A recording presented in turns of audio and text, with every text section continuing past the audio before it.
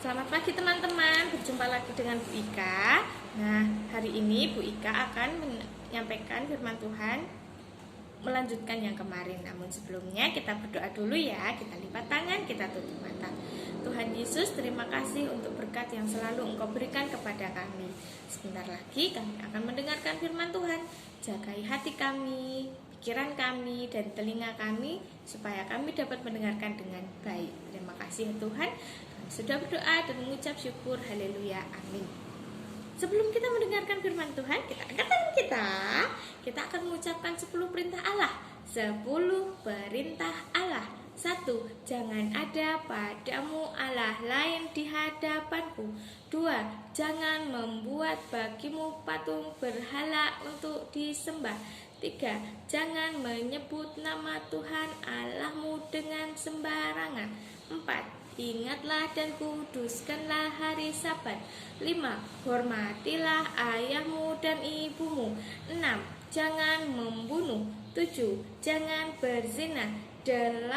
Jangan mencuri. 9. Jangan mengucapkan saksi dusta. 10.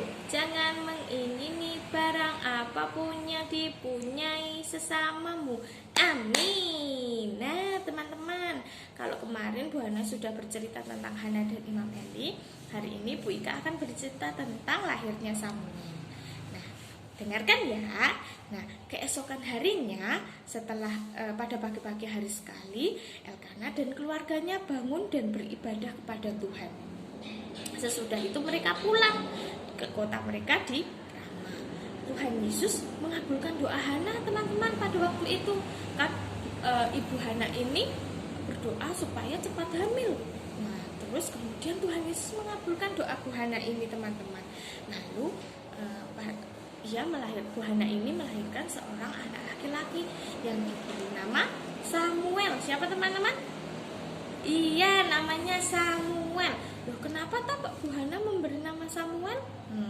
Bu Hana memberi nama kepada anaknya ini Samuel karena saya itu meminta anak ini kepada Tuhan, jadi saya akan memberi nama dia Samuel. Nah, beberapa waktu kemudian teman-teman, Elkana bersama keluarganya pergi ke Silo untuk memberikan persembahan kepada Tuhan. Terus persembahan yang biasa dipersembahkan oleh orang Israel juga akan diberikan oleh Elkana dan keluarganya. Selain itu, Elkana juga sudah berjanji untuk memberikan persembahan yang khusus untuk Tuhan. Tetapi kali ini Hana tidak ikut. Bu Hana tadi, aku tidak ikut dulu ya. Kira-kira kenapa ya kok Bu Hana tidak ikut pergi beribadat untuk memberikan persembahan kepada Tuhan? Nah, ternyata Bu Hana bilang begini kepada suaminya, saya tidak pergi dulu ya kali ini karena si Samuel masih menyusui. Kalau saya pergi dan membawa dia akan repot. Nanti kalau anak ini sudah selesai menyusui, nanti aku akan pergi ikut untuk memberikan persembahan kepada Tuhan. Nah, kemudian si Hana ini teman-teman tidak ikut memberikan persembahan karena si Samuel masih menyusui. Dan Elkana menjawab begini, oke, baiklah, lakukan saja apa yang menurut kamu itu baik. Tinggallah di rumah sampai anak ini tidak menyusu lagi. Semoga Tuhan menepati janjinya. Jadi Hana tidak ikut ke rumah Tuhan teman-teman pada waktu itu di Silo. Ia tinggal di rumah dan mengurus anaknya. Sesudah anak yang masih kecil itu tidak menyusu lagi setelah disapih, Hana membawanya ke rumah Tuhan di Silo. Bersama dengan anak itu, Hana juga membawa seekor sapi jantan. Nah, sapinya laki-laki untuk diberikan kepada Tuhan yang berumur 3 tahun. 1, 2, 3. Nah, yang umurnya 3 tahun. Tepung terigu 10 kg dan air anggur sekantong penuh. Wah, jadi ada sapi, ada tepung, dan juga ada anggur yang mau diberikan kepada Tuhan.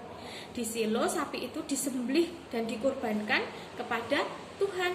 Lalu Hana membawa Samuel kepada Imam Eli. Hana berkata, maaf Pak, Apakah Bapak masih ingat pada saya? Saya wanita yang Bapak lihat dahulu berdiri di sini dan berdoa kepada Tuhan. Pada waktu itu saya meminta anak kepada Tuhan dan Ia sudah memberikan apa yang saya minta. Sekarang saya serahkan dia kepada Tuhan seumur hidupnya agar menjadi milik Tuhan. Nah, kemudian Elkana dan keluarganya beribadat di rumah Tuhan. Setelah beribadat, mereka pulang ke rumah mereka di kota Rama. Tetapi Samuel tidak ikut karena anaknya ditinggalkan di Silo untuk melayani Tuhan di bawah pengawasan Imam Eli. Nah, jadi ternyata Imam Eli juga tidak lupa dengan Bu Hana. Imam Eli menerima Samuel dengan baik dan kemudian di bawah pengawasannya Imam Eli, Samuel diserahkan untuk melayani Tuhan di Silo. Nah, begitu teman-teman cerita hari ini. Jadi kita di sini belajar seperti Bu Hana yang menepati janji Bu Hana. Dulu Bu Hana berdoa kepada Tuhan, Tuhan aku ingin hamil, aku ingin punya anak. Nanti aku akan karena anak itu sudah diberikan kepada Tuhan, Bu Hana memberikan persembahan yang khusus yang luar biasa kepada Tuhan. Tuhan sudah baik dengan Bu Hana karena Bu Hana juga sudah menepati janji kepada Tuhan. Nah, teman-teman, di sini kita belajar seperti Bu Hana yang taat kepada Tuhan, tidak neko-neko kepada Tuhan. Nah, karena Bu Hana dengan sungguh-sungguh berdoa kepada Tuhan, sehingga Tuhan Yesus juga mengabulkan doa Bu Hana.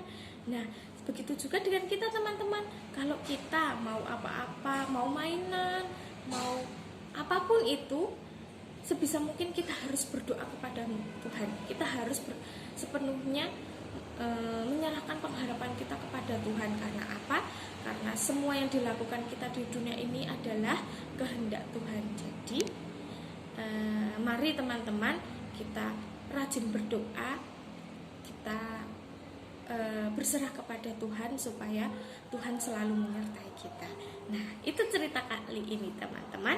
Sebelum kita mengakhiri kegiatan hari ini, kita akan berdoa dulu ya. Kita lipat tangan, kita tutup mata. Tuhan Yesus, terima kasih untuk cerita hari ini. Tuhan, ajarkan kami untuk tetap rajin berdoa dan berserah kepada Tuhan. Kami yakin dan percaya ketika kami berdoa kepada Tuhan, Engkau akan memberkati kami, Engkau akan menyertai kami. Sebentar lagi kami akan belajar, Engkau memberkati kami.